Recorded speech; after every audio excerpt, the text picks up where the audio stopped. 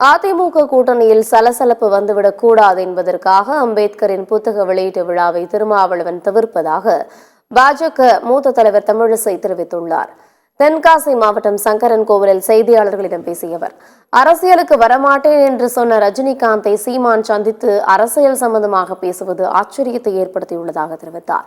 மகாராஷ்டிராவில் பாஜக கூட்டணி முறைகேடாக வெற்றி பெற்றதாக கூறும் எதிர்க்கட்சிகள் திமுக பெற்ற வெற்றியை முறைகேடான வெற்றி என ஏற்றுக்கொள்வார்களா என்று தமிழிசை கேள்வி எழுப்பியுள்ளார்.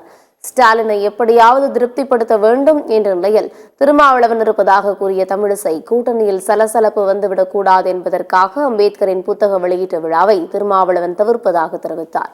பாஜகவை எதிர்ப்பதற்காகவே நடிகர் விஜய் அரசியலுக்கு வந்துள்ளதாக சமூக வலைதளத்தில் பரவும் கருத்துக்கு பதிலளிக்க மறுத்த தமிழிசை சிரித்துக் கொண்டே கையெழுத்து கும்பிட்டு பேட்டியை முடித்துக் கொண்டார்.